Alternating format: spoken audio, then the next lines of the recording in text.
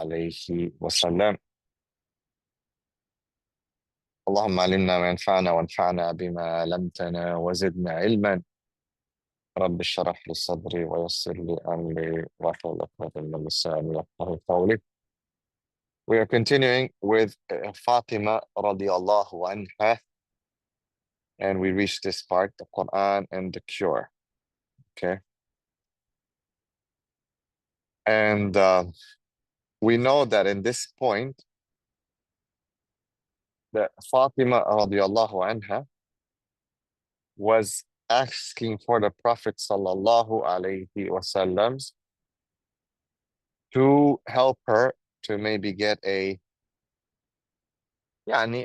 servant, someone to help. And the Prophet ﷺ, of course, he felt sad and looked at her with pity. But then he taught her from the Quran to repeat Surah Ikhlas, Surah Al-Falaq, and Surah Nas. And he said, these are the best helps. Now, why would he refuse the help to Fatima radiallahu anha? Well, he was trying to teach her that even though, yes, you can get help. We have the hadith of the Prophet ﷺ that the Allahumma inni as'aluka al-huda wal-tuqa wal-afafa wal-ghina. What does ghina mean? The scholars have said that the ghina means being self-sufficient, like you're not denying, not relying upon anyone else. And that's why the Prophet ﷺ said, وَشَرَفُ الْمُؤْمِنِ فِي قِيَامِهِ اللَّيْلِ, that the honor of the believer is in the night prayer, and his lack of dependence on people, that you don't depend upon anyone. You get things done yourself. Now, is there contradiction? No. Do people depend on people? Yes. Of course, people depend on people. I want to reiterate this point, actually, because it is very, very important for us to understand what we mean here. Okay? What we mean here, and why it's important, actually, to mention this point, brothers and sisters. I'll tell you why it's important. It's important because, a lot of people, they don't understand the sunnah of the Prophet ﷺ correctly. We're at I call it gender wars. Men are fighting women, women are fighting men, children are fighting their parents. No one wants to do what they're supposed to do. It's really we're living in some very difficult times. However, what we understand from this hadith is the following. What we understand is that, and I want to explain to you this very clearly again, about why the Prophet ﷺ denied Fatima radiallahu anha this servant. So imagine a daughter showing her father her hands, and he obviously is going to feel pity, as the book says. But he taught her Surah Al-Ikhlas and Al-Falaq and Nas.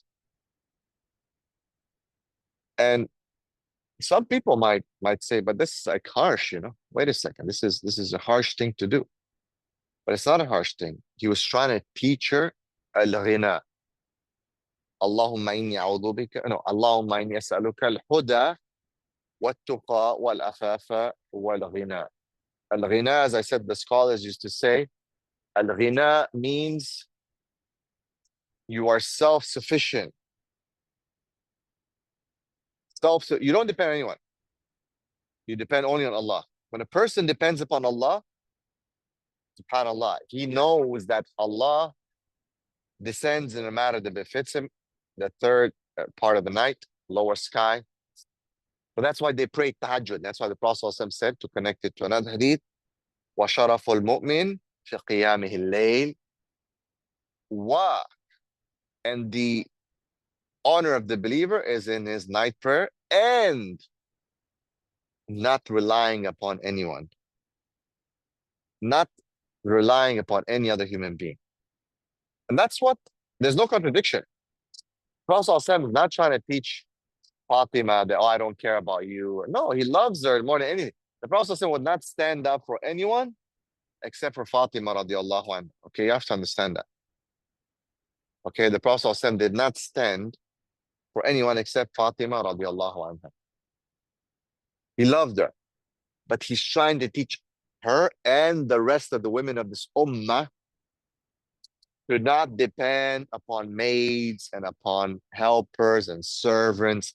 Does it mean, is it haram? No, the Prophet ﷺ himself had a servant, Zayd, Anas, and.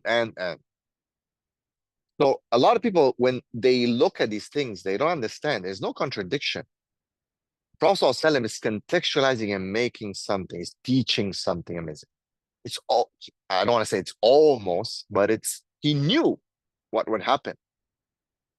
He knew when the people rely too much on these things and that there's a danger, and this could be disastrous. And I'm going to repeat it again, disastrous.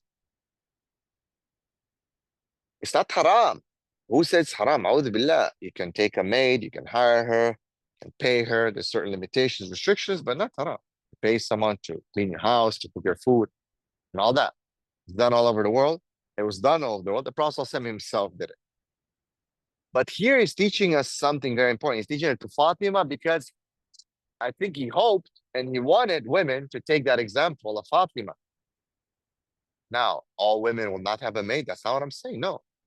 But he was making a point. Fatima is one of the best women in this dunya and in the akhirah. Radiallahu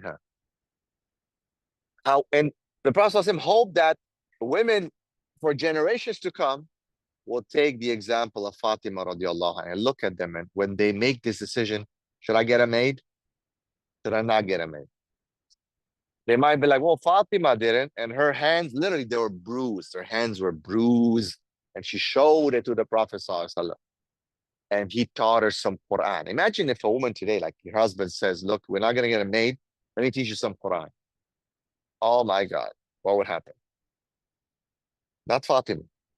But the Prophet hoped that women would look at Fatima, and when they decide this, they might consider that, hey, maybe I should do what Fatima does. Or if I don't do it, at least I got to be careful, because the Prophet ﷺ, it seems like there's a bit of a warning here, or a little bit of caution. Move with caution. Okay, I still want to get a mate. Fine. Okay, move with caution, right? Be careful. Don't rely fully on her. The Prophet ﷺ is teaching Fatima tawakkul upon Allah subhanahu and al-ghina. Allahumma inni as'aluka al-huda wa-tuqa wal-afafa wal-ghina. Al-ghina, the ulama say, not relying upon anyone. Well, this mate can leave you or something happens. What are you going to do? You're going to do nothing. When we look at the culture that's been in the Muslim countries today, with the maid culture, brothers and sisters, the children are being raised by maids. The children are speaking Tagalog and Hindi as opposed to Arabic. Wallahi, or English. I remember I was giving a lecture in one of the centers, and a local lady came to me, and she was complaining. She was so distressed. She was really, please, brother, do something that this madness stops. And her son was with her, dressed in the local dress and everything. He did not know how to speak Arabic. She says he doesn't know how to speak Arabic. What you plant, what you reap, you sow. What you sow, that's what you reap. So whatever you're planting, that's what you're going to collect at the end. How many women have left their nest and they neglected their household, their family, their children? For what? Usually for a career, right? And that's usually for what? And in doing so, they relied upon maids. Uh, these maids, Allah guided them and left them. They did the work and whatnot, but raised their children.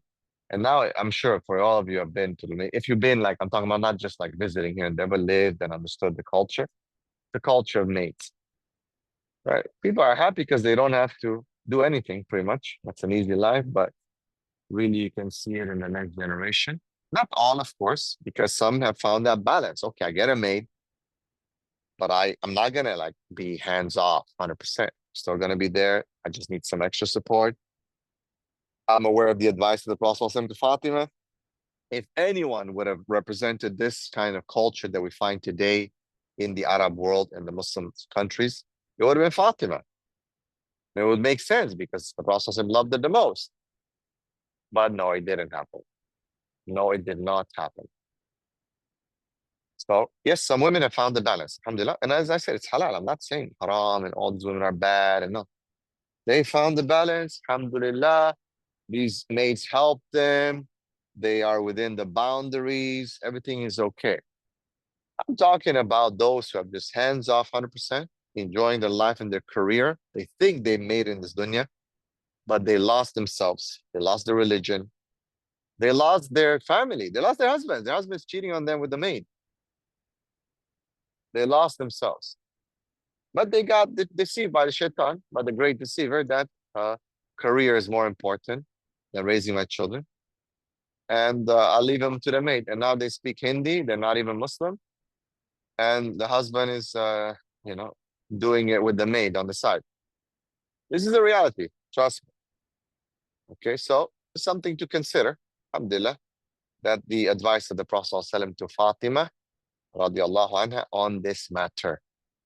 And I hope that women analyze it because women in general, they should take, and that's why we're doing this book, right? Because you might be like, oh, brother, you're picking on women. Like for those who don't understand the context, we're teaching a class, right, on the women of the Prophet ﷺ, around him, his wives, his daughters, the Sahabiyat.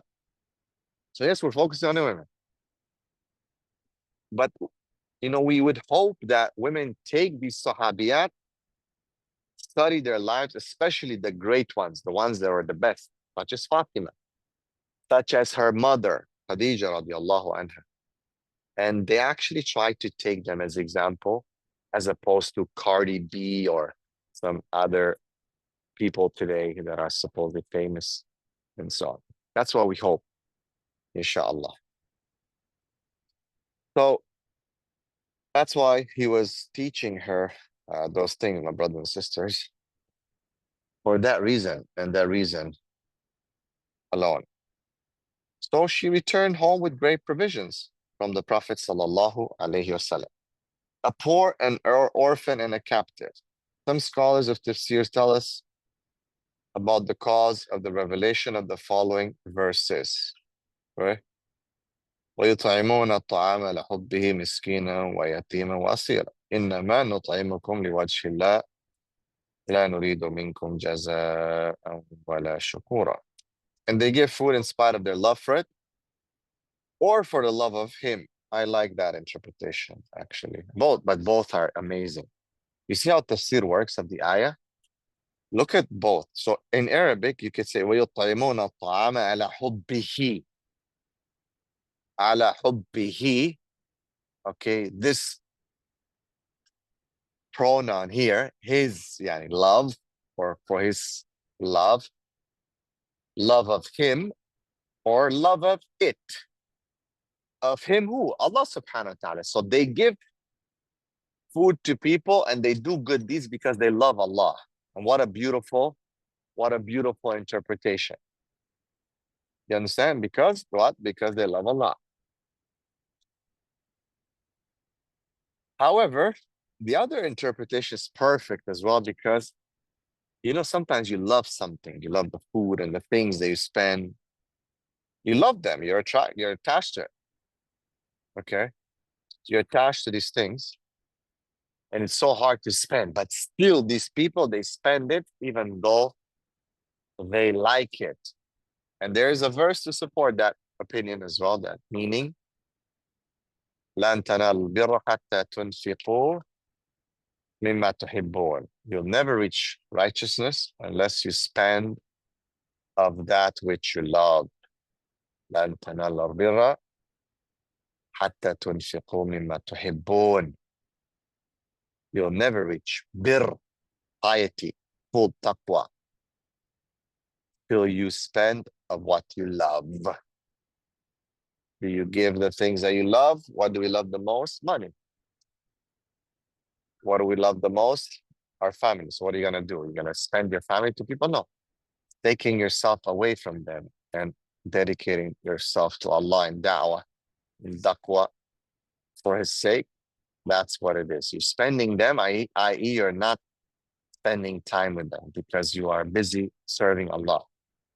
You love those things, of course. You love being with your family, your children, your wife, right? So this is how we spend our families. We spend them by spending time away from them, fi sabilillah, for the sake of Allah subhanahu wa ta'ala, for the sake of Allah subhanahu wa ta'ala. Now, so the Mufassirin said that Ali and Fatima were observing fast one day, and they had prepared for breaking their fast a kind of food that had some butter. And when the sun set and they sat down for breaking the fast, they heard a knock at the door. Ali stood up and asked, "Who is that?" A voice answered, "Hungry, poor man." Ali went back inside, brought the food together in a bag, and gave it to the poor man, who thanked him and supplicated for him. So he and Fatima broke their fast only on bread and water. On the following day, at the same time, when Ali and his Fatima were taking the same, there was a knock on the door. Okay, again, an orphan came, starving, displaced. Ali did as yesterday. He carried the food, gave it to him, and they just broke their fast with bread and water. Okay. So the incident repeated himself on the third day, and the knocking man answered. It was a captive. So Ali gave him food. Him and his wife were supposed to eat. The same story. Let's go down. Okay, so this is what they say, that the scholars indicated this. However, the Mufassirin say that the people who knocked at the door was the same person, and it was it was angel Jibril alayhi salam. Okay, and he wanted to test their obedience and test their faith.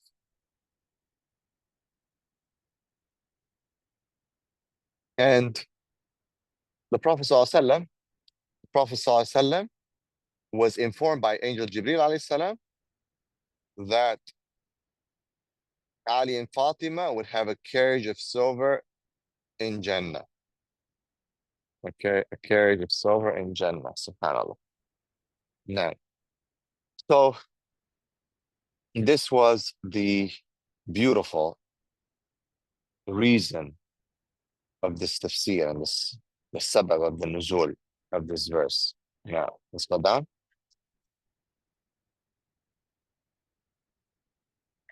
Blessed offspring. The Prophet ﷺ said, Allah created the progeny of every prophet from his own self, but created my progeny from Ali.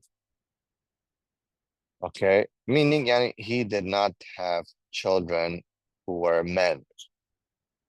Okay, خلاص, when the woman gets married,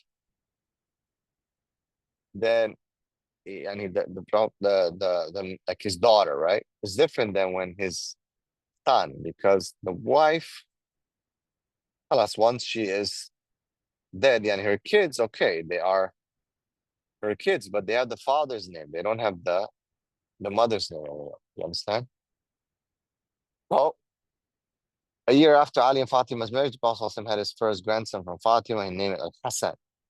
And the Prophet ﷺ was extremely happy. He loved Hassan. He did the tahnith from him, which is from the date, and then he sacrificed, slaughtered, sacrificed, and named him. The Prophet named Hassan, Al-Hassan, Hassan from goodness, goodness. Then Hussein, who was the hero of the martyrs, was born.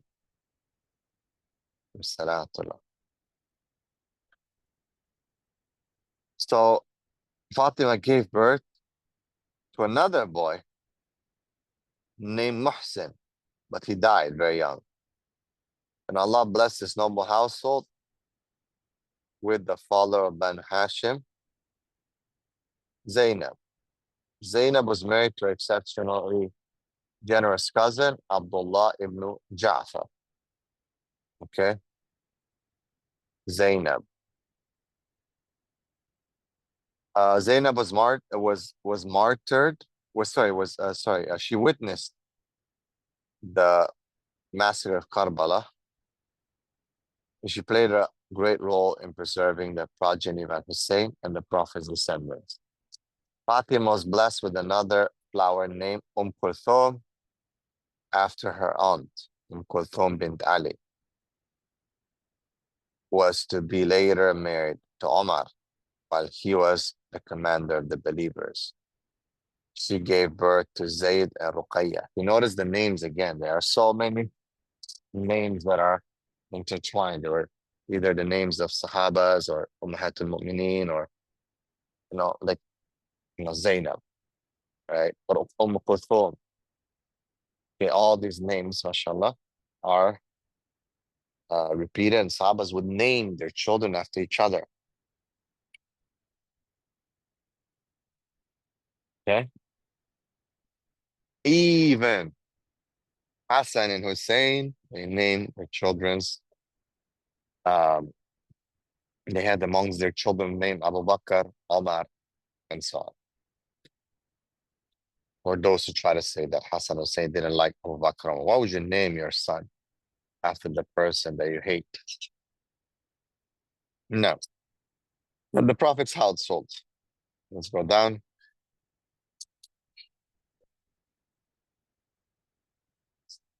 Okay, when the noble verse, here, the verse, down.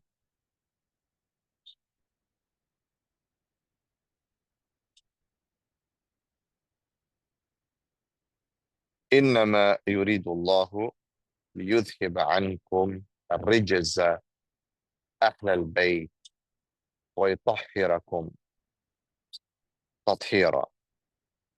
ويطهركم تطهيرا. Allah wishes only to remove a rijz, evil, from you, O members of the family of the Prophet ﷺ, and to purify you with the thorough purification. Chapter 33, verse 33. The Messenger of Allah ﷺ was with Salama, one of his wives, so he called Ali, Fatima, Hassan, and Hussein and covered them with a garment. He said, "O Allah, these are members of my household and my special ones. O Allah, remove from them the impurity of sin and give them an extensive purification." He said that 3 times. He then said, "O Allah, your blessings and favors to the family of Muhammad." Go down, please. Okay. As you have done to the family of Ibrahim. Allahumma barik ala Muhammad wa ala ali Muhammad kama barakta ala Ibrahim wa ala ali Ibrahim innak Hamid Majid. Allahumma salli ala Muhammad, also as we say in Tashahud. Now, here there's an important thing to consider that the Shias will attack the Muslims on. I need you to pay attention, please. Very important. So we know how to answer. So we know how to answer. All right, so from that ayah in the Quran, where Allah talks about rijis and about the family, Ahl al-Bayt. Who are Ahl al-Bayt based on the Quran and the Sunnah? That's the question. The Shia says the Ahlul Bayt are only what's mentioned in that hadith, where he called them and he covered them, and that's it. Nothing else.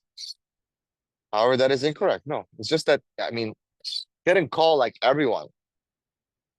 They call all his wives now and everyone and so on. No, that's not how it works.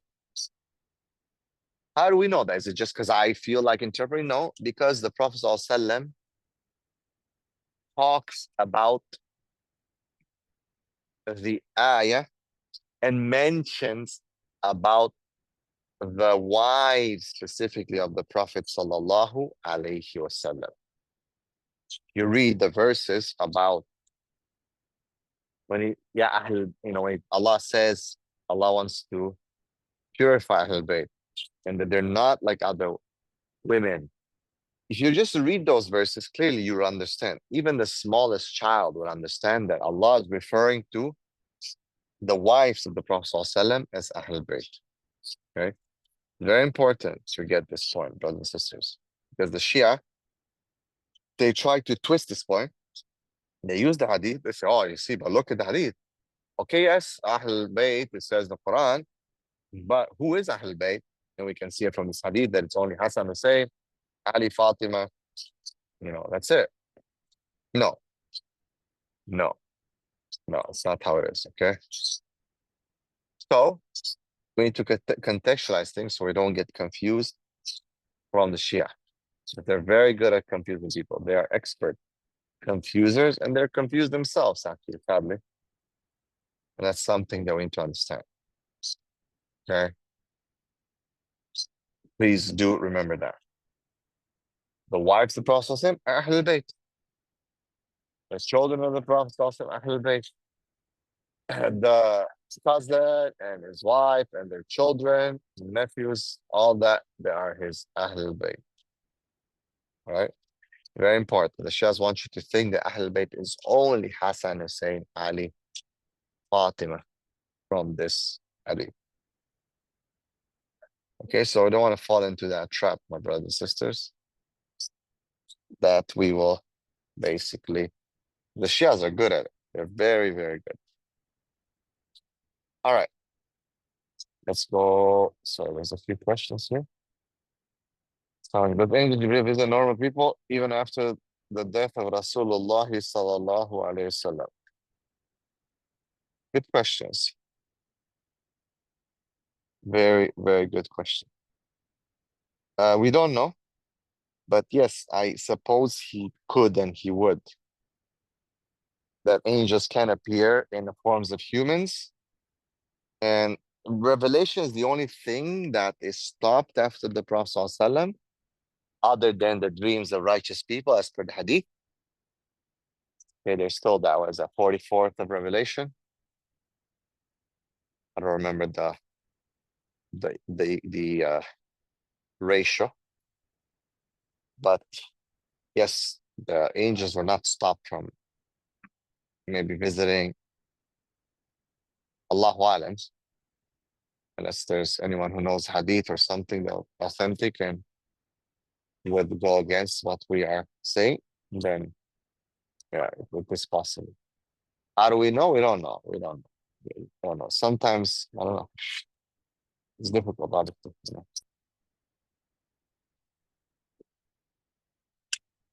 They are from the unseen. They're from a different dimension, different world. So if they come in as a human, you wouldn't know. Not like they wouldn't necessarily reveal themselves to you. They might help you. They might do certain things, but they are not gonna reveal themselves to you. Wallahu a'lam. No. All right. Let's go down.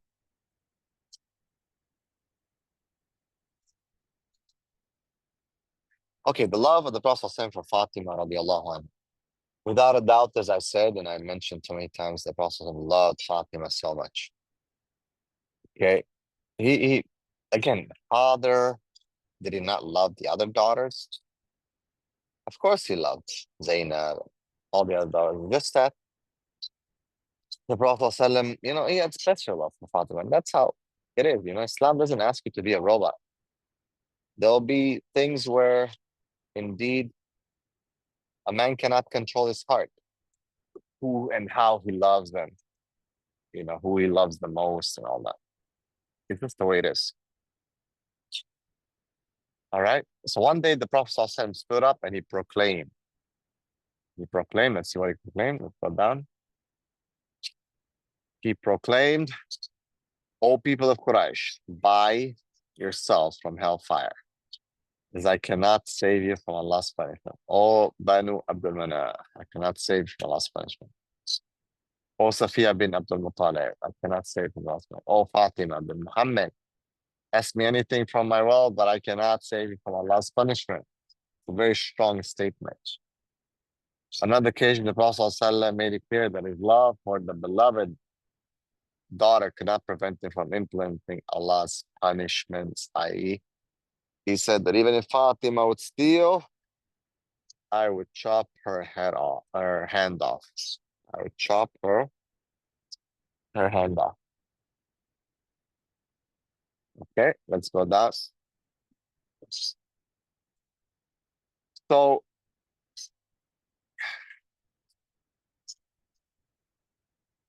the Prophet ﷺ, he had favorites, and that's just part of human nature. He loved Osama ibn Zayd. He was a very dark guy, but he loved him. He loved him so much. Okay, so much. However, one time, people requested him to intervene, and he did. The Prophet ﷺ did not take that favor. He was very upset. Okay?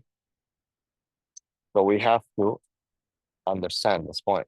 No matter who you love and what you never compromise yourself on the principles of your deen. Okay? Now, let's go down.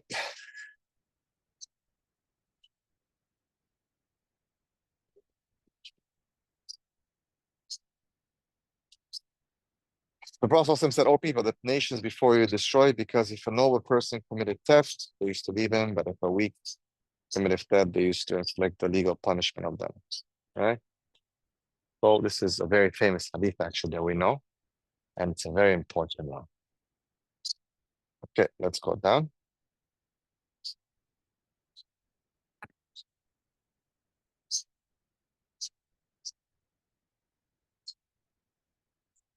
And this is a very, very important hadith here.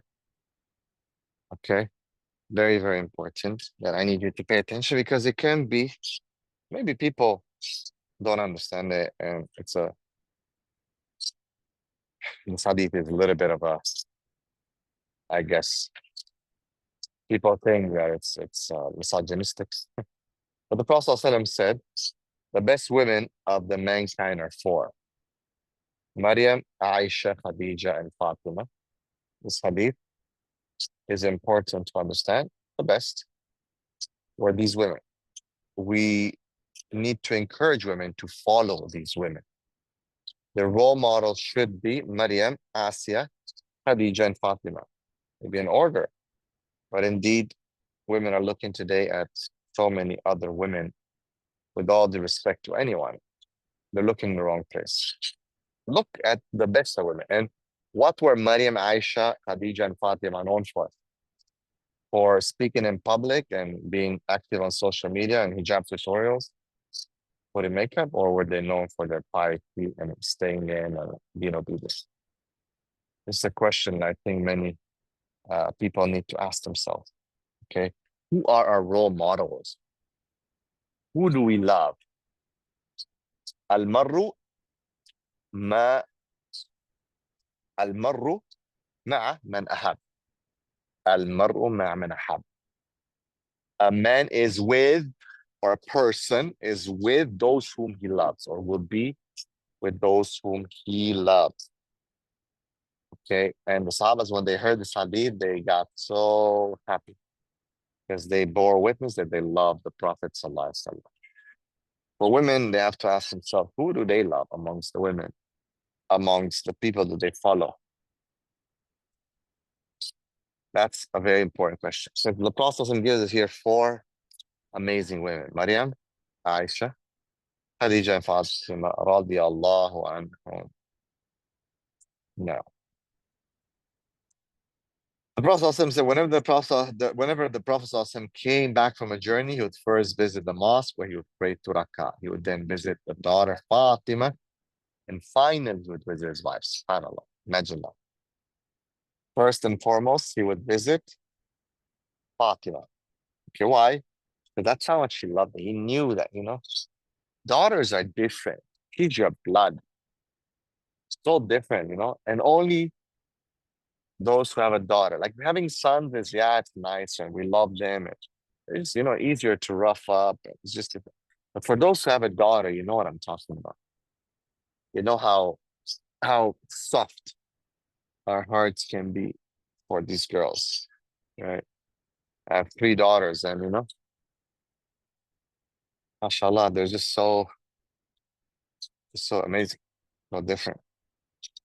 Now, Fatima, pardon me. The Prophet ﷺ said, Fatima is a part of me. What hurts her hurts me. Let's go down. Let's see where the author is going to go with this.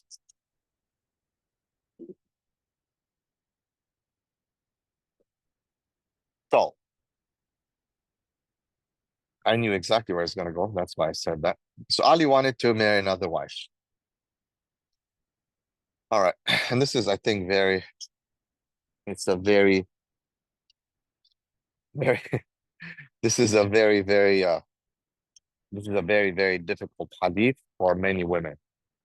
And also, it is used as an excuse to negate polygyny by many liberal women. So let me put it to rest maybe today in this video and in this. So Prophet said clearly, Fatima is a part of me. Whoever hurts her, hurts me. Clear. So Ali wanted to marry another woman, the daughter of Abu Jahl. Maybe he likes her, I don't know. But he wanted to marry her.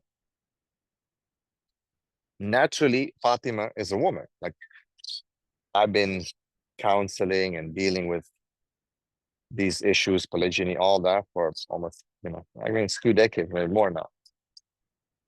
Very few women that I've seen in polygyny situation where they just jumps up and down of happiness, and they are extremely happy for polygyny. Okay, very few. So Fatima, like, she's a woman. Obviously, she's gonna have emotions. So she went to the Prophet ﷺ crying, complaining. She told what her husband Ali wanted to do. The Prophet ﷺ is a human being. You have to understand that. He is a human. Is in the end, he has his emotions, his feelings, and that's it. So the Prophet ﷺ set her mind in rest and soothed her. He then alluded how concerned he felt about the matter. And he basically said that in the presence of Fatima as a part of me, whoever hurts her hurts me. Ali understood the Prophet's intention. He kept that to himself. He then examined himself, reviewed his stance with Fatima. And then, they say basically that he changed his mind. Let's see what the author says. We go up in the book. Basically, the author is alluding to the following. Go down. Go down. Okay.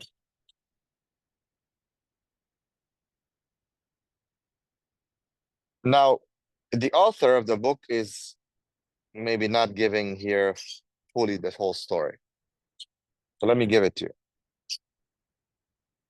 There's a reason to it. Again, I'm not trying to criticize anyone here, but you have to understand that in the end, if we claim to be followers of what's called Quran and Sunnah means that the Quran and Sunnah are like the main aspects of what we rely upon. There has to be like Qala Allah, Qala Rasul, context and understanding, not just because a scholar or a book was written. That's it, because even that can be opinionated. I mean, that's how it is.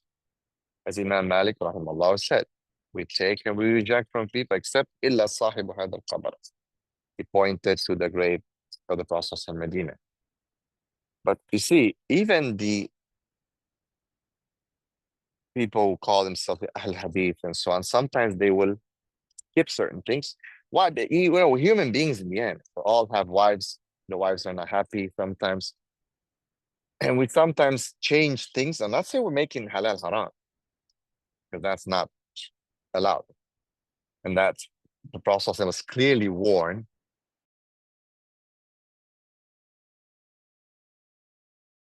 لما تحرم ما أحل الله لك تبتغي مرضات أزواجك. Oh Prophet, why do you make haram something Allah has made halal for you?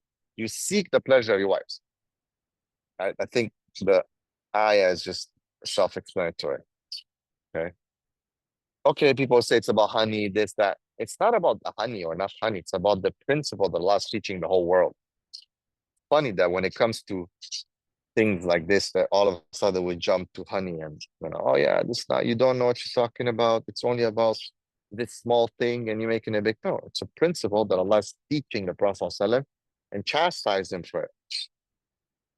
No. The author talks in the book that okay, the Prophet ﷺ said Fatima is part of me. Fine. Prophet ﷺ is teaching him that okay, that whoever hurts her hurts him. Prophet ﷺ is teaching the world that. That's great. The author didn't give the full story. Yeah, Ali wanted to get married. Yes, the Prophet ﷺ, he didn't remind him, oh, because she's your wife and she takes care of you, therefore you shouldn't marry. That's not what it was actually.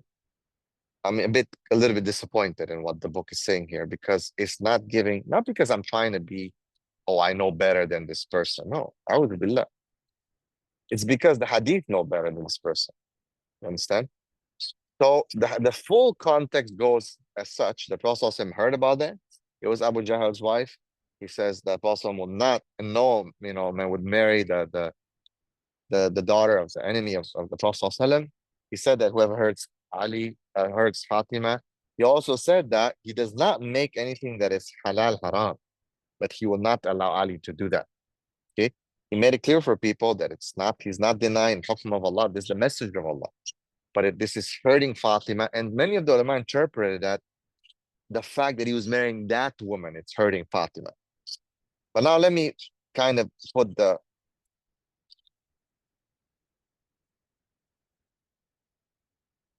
I guess, let me see here, 1 second. Just give me 1 second, please.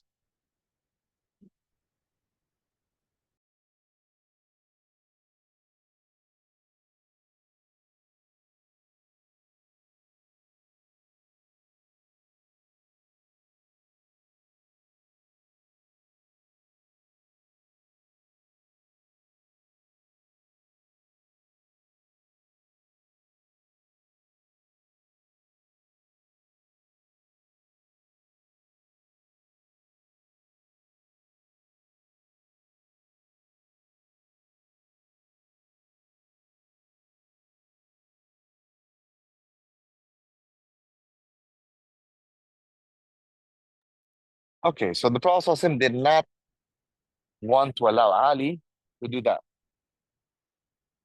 But it's not just, as I said, what just the author says. Many of the ulama said it's because it is the daughter of Abu Jahl. Now, the main point that I want to get at here, brothers and sisters, is that a lot of people use this as invalidating polygyny. You see, the Prophet ﷺ didn't allow Fatima. It hurts Fatima.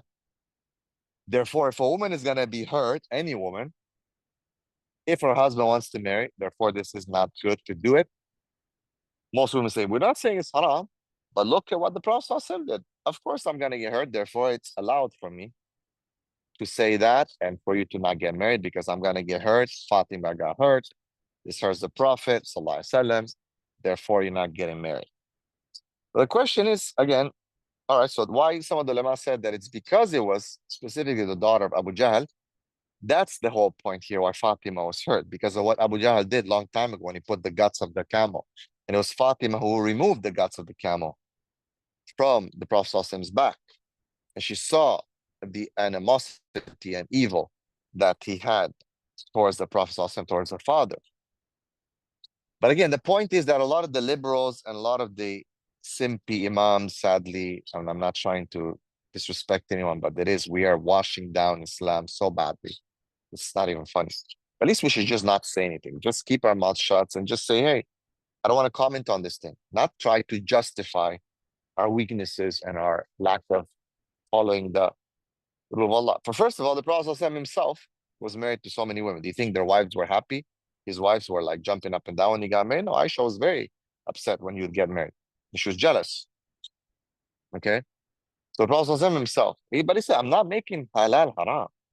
It's just that whatever hurts Fatima hurts me. What hurts Fatima? Is it polygyny? Is it the fact that Fatima knows that Ali is with another woman? Or is it hurting her that he's trying to marry the wife of Abu Jahl? This is the question that we need to understand. Because the liberals are using this too, and they're pushing and they're using evidence. And the brothers are like, yeah, okay, well, then we're not marrying ever again. I'm not trying to just preach polygyny here. It just, what I'm trying to show is the distortion that even people from Ahl Sunnah will do. Ahl Hadith will do. Because we're human beings, you know? We follow our desires. That's, I mean, at least you have to admit it. That's all, we all have, starting with myself sometimes. This is a danger for all of us. No one is safe from that. Illa ma rahim Rabbi.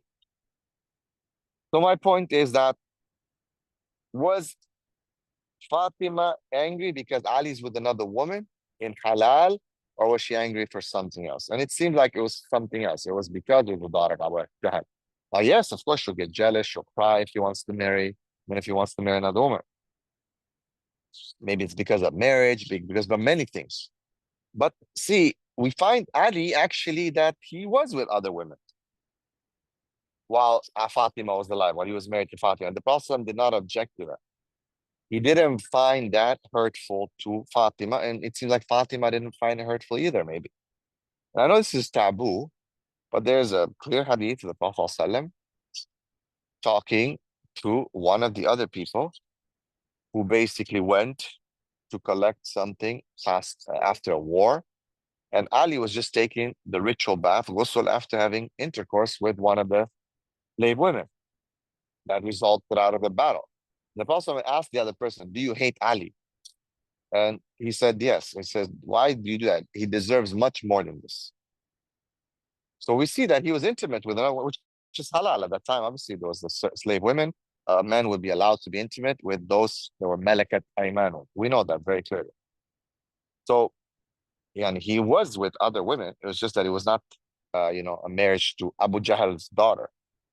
I know this is taboo, and I know it can hurt a lot of people when they don't understand the context, the culture, the time, the place, the war conditions, and all that. We're living in the 21st century, sipping chai latte from a plastic bag.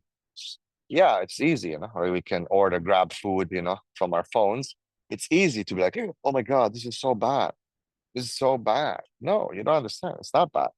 It's bad only because we've been conditioned by Disney and Bollywood and Hollywood. That's why it's bad. Other than that, it's not bad, right? It's not bad.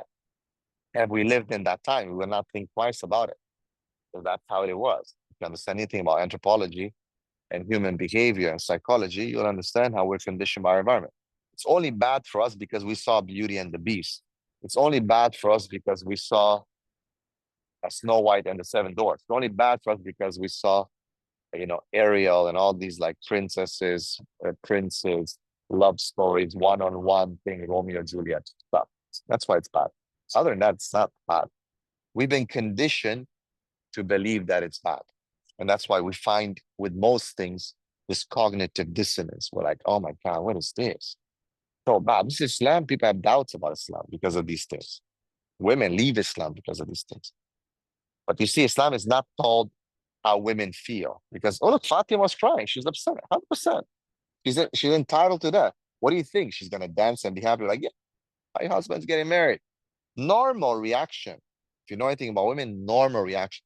Does that invalidate a hukum of Allah subhanahu wa ta'ala? No, it doesn't. Can he contextualize it? Yes. And that's why the Prophet said, look, don't do it. If it hurts Fatima, it hurts me. Does that invalidate polygyny? No, it doesn't. Clearly it doesn't, because Ali was having intimacy with slave women. It's clearly stated in the hadith.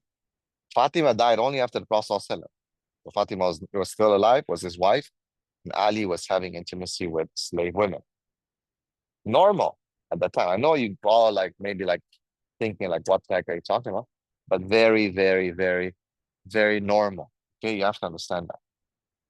All right. But my point is here just to refute the liberal people who are trying to negate the hukum of Allah. I'm not trying to convince anyone here, go get married to 4 wives and all this, people try to say. Even though I support it, I clearly endorse it and advise people, but this is not my point in this video here. Okay, every time I talk about things, it's just all I'm thinking of is marriage, and marry many women. And that's some people say that. They accuse me of that. I'm just trying to show why people are distorting Islam. It's not only about polygyny, so many other things. Jihad, for example. Other things that are distorted in Islam. I'm not saying you have to do it. All I'm saying is don't lie about it. Don't lie about it. That's it.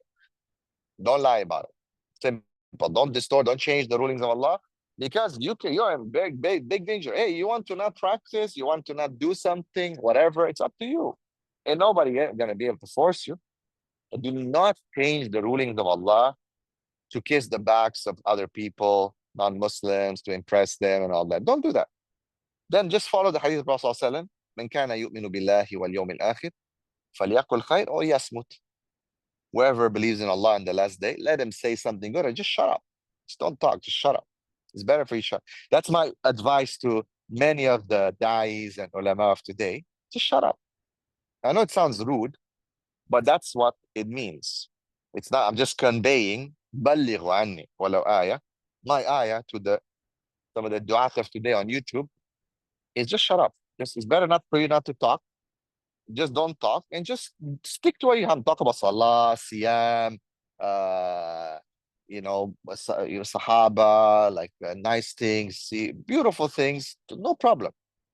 Talk about fasting, prayers, zakat, charity, good relations with neighbors, about being kind to people, to elders, to youth, to animals, to plant trees. All these things are good. It's all khair. But at least do not then distort the much later part, a lot of the message that's left. Just don't distort it. Because Allah says, أَفَتُؤْمِنُونَ بِبَعْدِ الْكِتَابِ وَتَكْفُرُونَ بِبَعْدِ. Do you believe in part of the book and disbelieve in part of the other book? I mean, part of the other part of the book, i.e. the Quran. So just leave it. Just drop it. Just don't say anything. Don't talk about it. Just let it be. And that's it. Khalas. It's better. It's better for you. من كان يؤمن بالله واليوم الآخر فليقل خير ويصمت. Simple. I'll leave it at that for today. بارك الله فيكم وجزاكم الله خير. اللهم اغفر لنا وارحمنا وارزقنا واعف عنا إنك على كل شيء قدير وتوب علينا إنك أنت التواب الرحيم. السلام عليكم ورحمة الله وبركاته. Barakallahu fiik. Waalaikumsalam warahmatullahi wabarakatuh.